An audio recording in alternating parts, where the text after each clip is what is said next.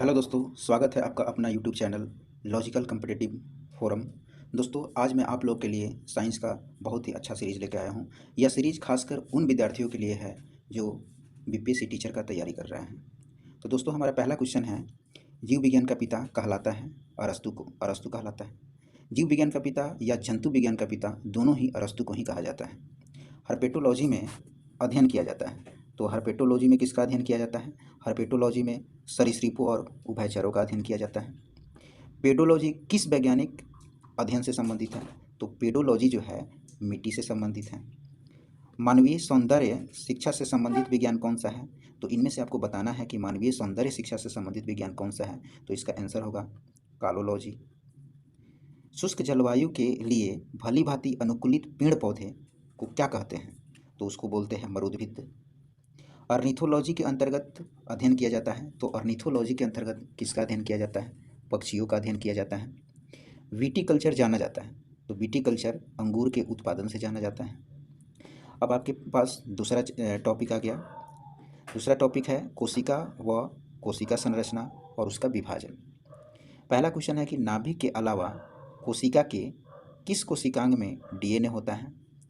तो नाभिक के अलावा कोशिका के माइटोकॉन्ड्रिया में डीएनए होता है। ठीक है। कौन सा कोशिकांग प्रोटीन संश्लेषण में मुख्य भूमिका निभाता है?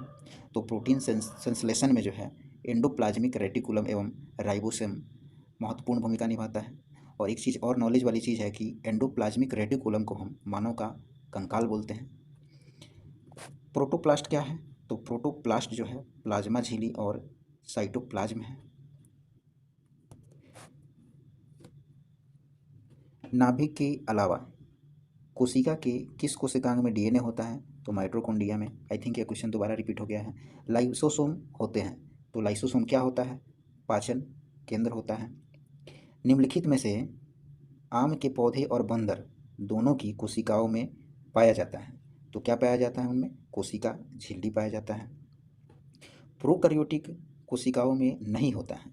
तो प्रोकैरियोटिक कोशिकाओं में क्या नहीं होता है? केंद्रक नहीं होता है। लसिका का गैर कोशिकीय हिस्सा पानी के लगभग %% से बना होता है। यानी लसिका का गैर कोशिका जो है उसमें पानी कितना पाया जाता है? 94%, यानी 94%। राइबोसोम होते हैं। तो राइबोसोम क्या होते हैं? तो राइबोसोम बेसिकली प्रोटीन होते हैं। लाइसोसोम बनता है। तो लाइसोसोम शरीर के किस पार्ट में बनता है? तो गोल्जी काय में लाइसोसोम का फॉर्मेशन होता है।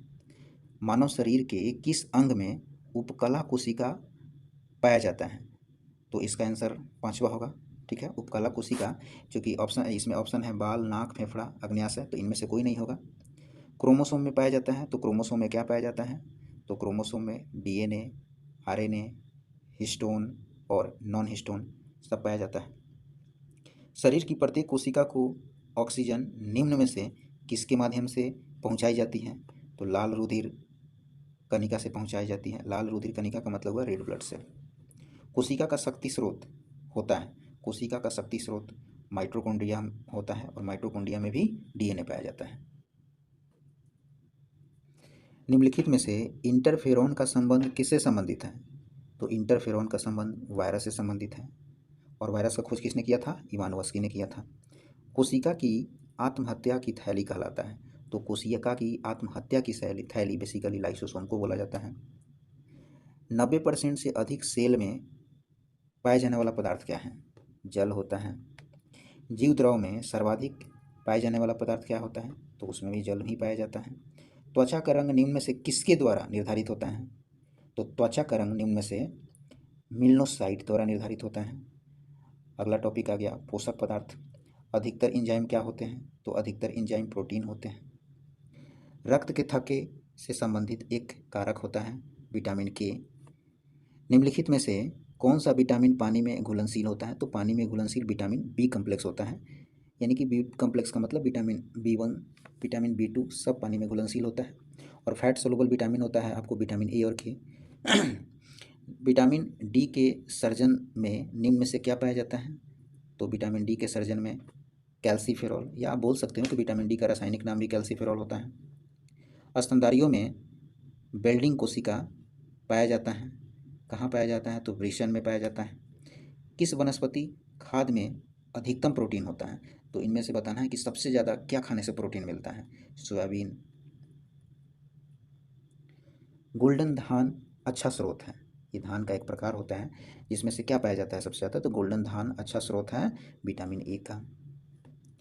शाकाहारी भोजन में निम्न में से कौन सी शर्करा विपुल मात्रा में पाई जाती है। विपुल मात्रा में कौन सी शर्करा, इसका कहने का मतलब हुआ कि शाकाहारी भोजन में निम्न में से कौन सी मात्रा शर्करा अधिक मात्रा में पाई जाती है। सेलुलोज हो गया इसका।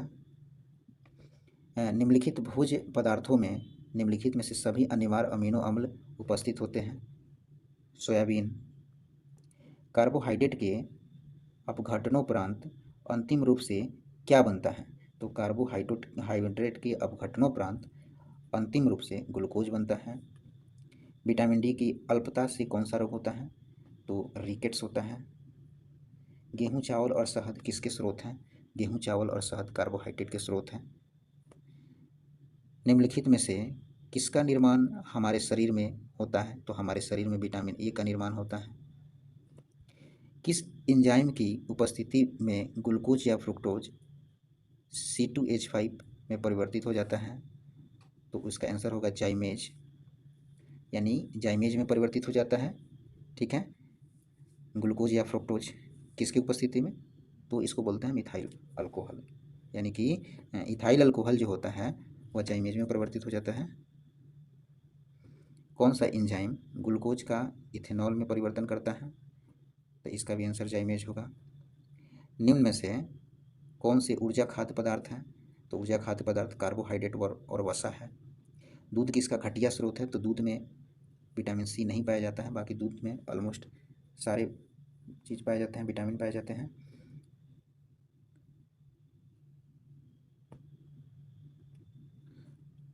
कौन सा विटामिन ऊष्मा द्वारा आसानी से नष्ट हो जाते हैं, एस्कॉर्बिक एसिड। निम्नलिखित में से कौन सा आहार मानव शरीर में नए ऊतकों की वृद्धि के लिए पोषक तत्व प्रदान करता है, तो पनीर आंसर होगा। पनीर में बेसिकली प्रोटीन पाया जाता है। भोजन के किस वर्ग में प्रति यूनिट भार कैलोरी की मात्रा सर्वाधिक होती है, तो कैलोरी की मात्रा सबसे ज़्यादा वसा में मिलता है। निम्नलिखित में से किस विटामिन की कमी से खून का थक्का धीरे बनने की बीमारी होती है, तो विटामिन के। निम्नलिखित में से कौन सा मुख्य कार्बोहाइड्रेट है, तो इसमें से कार्बोहाइड्रेट कौन सा है, तो गेहूं, जौ, चावल, मक्का ऑलमोस्ट सब है। मानव शरीर में विटामिन ए भंडारित रहता है कहाँ, यकृत में भंडारित रहता है।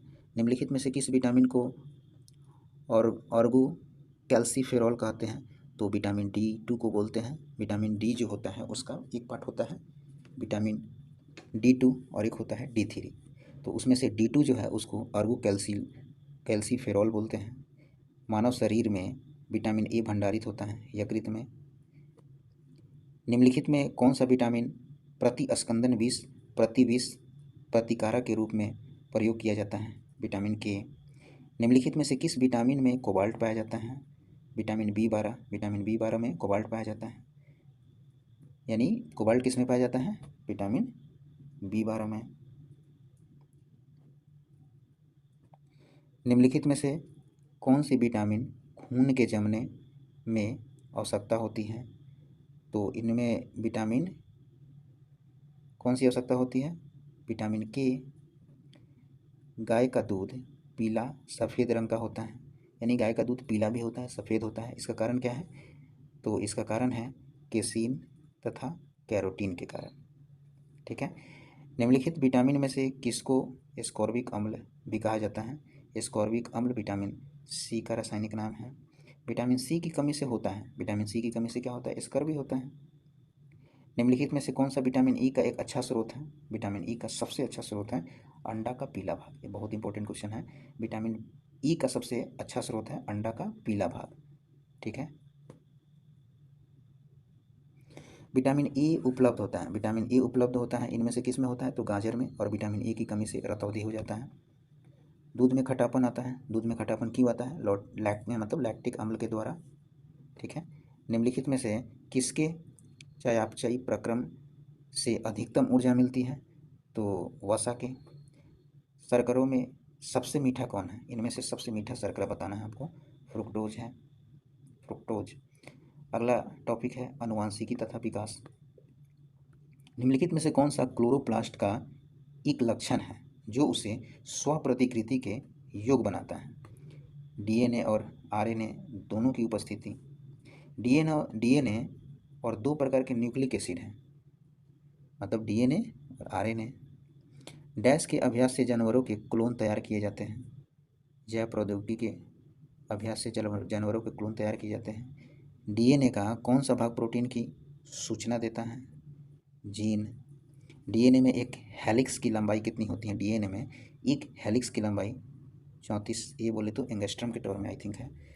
किस संतति के पैतृक गुण की पहचान, किसी संतति के पैतृक गुण की पहचान निम्नलिखित तकनीक से की जाती है? डीएनए एवं फिंगरप्रिंट। मेंडल के आनुवंशिकता का सिद्धांत किस पे आधारित था? तो मेंडल के आनुवंशिकता का सिद्धांत किस पे आधारित था? ये क्वेश्चन है। मेंडल के आनुवंशिकता के सिद्धांत का जो आधार है बेसिकली वो किस पे आधारित था? तो ए और बी दोनों था इसका आंसर। ए और बी दोनों है, तो ए और बी दोनों है। इट मीन्स कायिक जनन और अलैंगिक जनन, इसका आंसर दोनों होगा। प्रजातियों के विकास के प्राकृतिक चयन का सिद्धांत था, तो प्रजातियों के विकास के प्राकृतिक चयन का सिद्धांत दिया था, किसने दिया था? डार्विन ने दिया था। विकास का मुख्य कारक है, विकास का मुख्य कारक क्या है? प्राकृतिक वर्ण। विकास का कारण है, तो विकास का कारण है पीढ़ी से पीढ़ी अनुकूलन।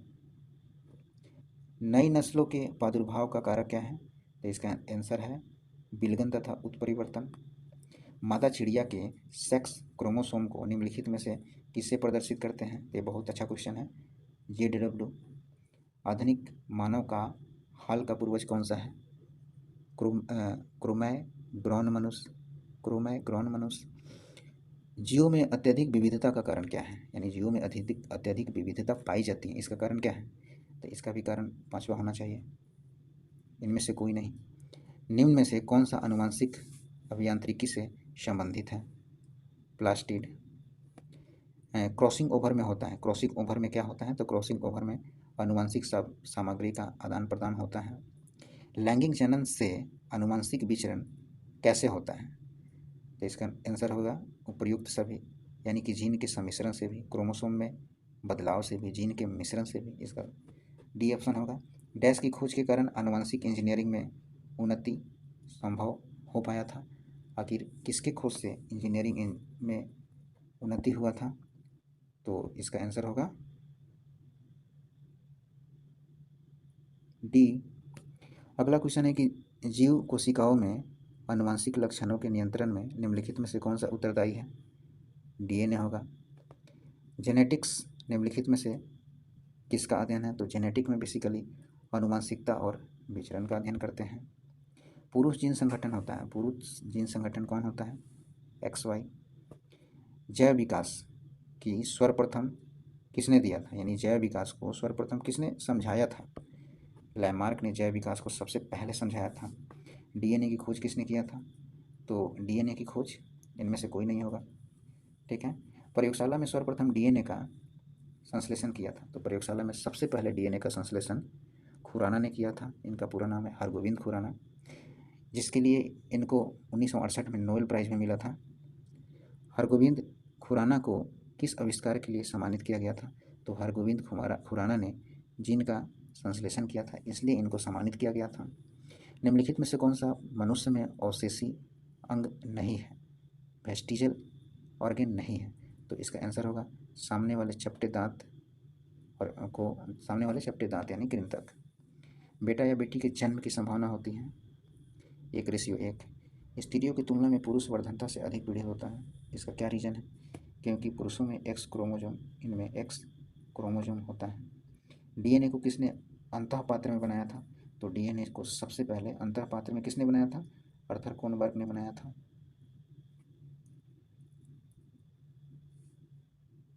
अगला टॉपिक है जीव जगत का वर्गीकरण, मोनेरा जगत। मिट्टी में नाइट्रोजन का स्थिरीकरण निम्नलिखित में से किसके द्वारा किया जाता है? जीवाणु के द्वारा किया जाता है। जीवाणु को खोज किसने किया था? तो जीवाणु का खोज लीवेनहॉक ने किया था। बैक्टीरिया का नामकरण किसने किया था? बैक्टीरिया का नामकरण जो है लीवेनहॉक ने दिया था। अगला है टॉपिक प्रोटिस्टा जगत। भोजन करने वाला अंग होता है, तो भोजन करने वाला अंग कौन सा होता है? स्यूडोपोडियम। अनुकूलन परिस्थितियों में अमीबा जनन करता है, क्या करता है? द्विखंडन द्वारा करता है। अगला है कवक जगत।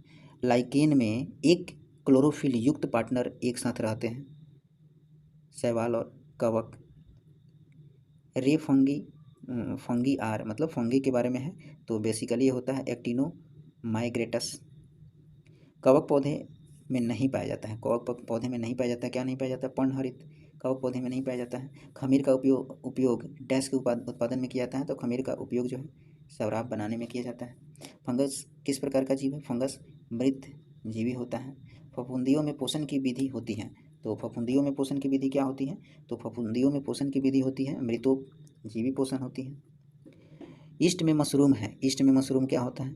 फफूंदी यानी फंगाई होता है। एथेनॉल के व्यावसायिक उत्पादन में कौन सा खमीर प्रयोग में लाया जाता है? तो एथेनॉल के व्यावसायिक उत्पादन में सैक्रोमाइसीज सेरेविसी लाया जाता है। सर्वाधिक उपयोग में आने वाला एंटीबायोटिक पेनिसिलिन का उत्पादन कैसे किया जाता है? कवक से किया जाता है। अगला है पादप जगत। तो नीचे दिए पौधे और उनके खाद्य भाग के युग में कौन सा सुमेलित नहीं है? तो पहला है अदरक प्रकंद, ये सुमेलित है। आलू मासल पर्ण सुमेलित है। पूछ रहा है कौन सुमेलित नहीं है? तो आलू मूल, ये सुमेलित नहीं है, जबकि आलू एक तना होता है। पौधे द्वारा ली गई विकिरण ऊर्जा निम्नलिखित परिणाम देता है। जल का प्रकाश अपघटन।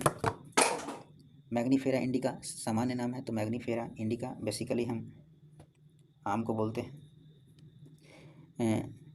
ट्रिटिकम स्वीटम निम्नलिखित में से किसका वैज्ञानिक नाम है? तो इसका आंसर होगा गेहूं का। किस जीव में पौधे एवं जंतु के लक्षण पाए जाते हैं? तो पौधे एवं जंतु के लक्षण पाए जाते हैं यूग्लिना में। ब्रायोफाइटा में होते हैं। ब्रायोफाइटा में क्या होते हैं? मांस एवं लीवर वर्ट होते हैं। लाइकेन सबसे अच्छा सूचक है, लाइकेन सबसे अच्छा सूचक है वायु प्रदूषक के। सबसे पहला ट्रांसजेनिक पौधा कौन था? सबसे पहला ट्रांसजेनिक पौधा जो था वह तंबाकू था। कौन सा जीवित ऊतक वर्गीय पौधे में जैव पोषक वाहक का कार्य करता है? फ्लोएम जो है क्या करता है? जैव पोषक वाहक का कार्य करता है, जबकि जाइलम जो है वाटर को पहुंचाता है, यानी पानी को पहुंचाने का काम करता है। मलेरिया तथा डेंगू में निम्नलिखित में से क्या उभयनिष्ठ नहीं है? मच्छर प्रजाति ये उभयनिष्ठ नहीं है। मलेरिया निदान हेतु आर्टीथर नाम की औषधि प्राप्त की जाती है, कहाँ से प्राप्त की जाती है? बीजीय पादप से। इनमें से कौन नहीं उपयुक्त में से एक से अधिक है, यानी इसमें बताना है, ठीक है। सबसे लंबा जीवित वृक्ष है, तो सबसे लंबा जीवित वृक्ष है सिकोआ। मटर पौधा है, मटर पौधा एक शाख है। मटर पौधा क्या है? तो मटर पौधा एक शाख है। अगला है जंतु जगत। लाल रक्त कणिकाओं में आरबीसी का रंग होता है, आरबीसी का रंग हीमोग्लोबिन के कारण होता है। निम्नलिखित में से कौन से जीव में रक्त नहीं होता है किंतु वे सांस लेते हैं? तो हाइड्रा हुआ, हाइड्रा में रक्त नहीं होता लेकिन ये सांस लेता है।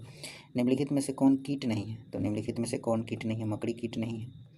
निम्नलिखित में से कौन एक मछली है? समुद्री घोड़ा मछली है। इनमें से आर्कियोरिक्स है। आर्कियोरिक्स क्या है? जुरेसिक युग का सर्वपुरातन पक्षी है। निम्न में से कौन सा एक सख्त उभयचर जंतु नहीं है? कछुआ है। निम्न में से किस वर्ग के जंतुओं का प्रगुहा रक्त से भरा हुआ होता है? आर्थ्रोपोडा। निम्न में से कौन सा एक ऐसा प्राणी है जिसमें रक्त नहीं होता है किंतु वह श्वसन करता है? तो आंसर होगा हाइड्रा। पक्षी तथा सरीसृप अपने नाइट्रोजन युक्त बेकार पदार्थ के रूप में उत्सर्जन करते हैं यूरिक अम्ल। इकरानी मधुमक्खी किस प्रकार के अंडे देती है? तो इकरानी मधुमक्खी जो है दो प्रकार एक से बनते हैं रानी और कार्यकर्ता तथा दूसरे से बनते हैं दोन। लीवर फ्लूक किसके पित्तवाहिनी में रहता है? लीवर फ्लूक जो है किसके पित्तवाहिनी में रहता है? निम्नलिखित में से कौन स्तनपायी है? तो स्तनपायी इसमें चमगादड़ भी है, वेल भी है, यानी इसका पांचवा ऑप्शन होगा। किसी सरीसृप तथा उभयचर जीव के हृदय में कितने कोष्ठ होते हैं? 3 कोष्ठ होते हैं। कीट जल सतह पे दौड़ने में सूक्ष्म होते हैं क्योंकि क्या होगा इसका आंसर? क्योंकि पृष्ठ तनाव जल सतह को एक लचीली झिल्ली के समान बना देती है। जुगनू क्या है? तो जुगनू जो है कीट होता है।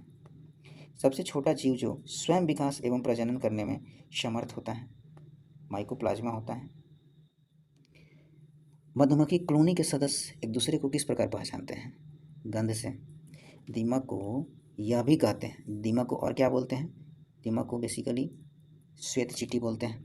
डॉल्फिन को निम्न में से किस में तारांकित किए जाते हैं? तो स्तनी में वर्गीकृत किए जाते हैं। डॉल्फिन को स्तनी में वर्गीकृत किए जाते हैं।